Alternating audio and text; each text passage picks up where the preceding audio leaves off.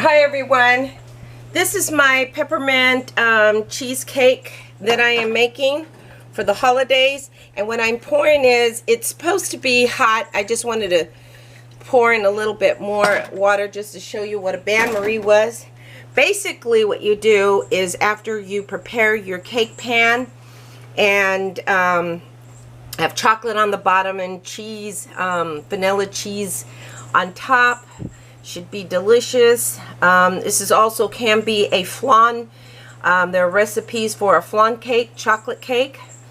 I put a double pan because it's supposed to be in the center, so I don't want it to burn and I want it to evenly bake. So a Bain Marie is when you put hot water in there. There's a lot of hot water in this pan, and then I basically double panned it. I carefully put it in the oven.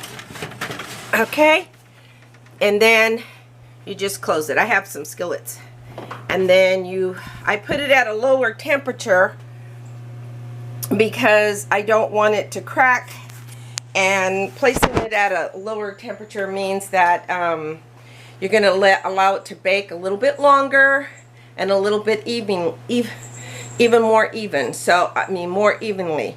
So that's a Bain Marie, and some of your, like if you're puddings, if you're doing puddings, if you're doing cheesecakes, special cakes, specialty cakes, or flans, you would use a Bain Marie with them. So I didn't put the caramel on the bottom because I want to use some powdered sugar to sprinkle it on top, give it a little bit more of a holiday a holiday feel. So however you do your specialty cakes with the Bain Marie and stuff, whatnot, that's the way to do it. Okay, just wanted to show you that. Thanks.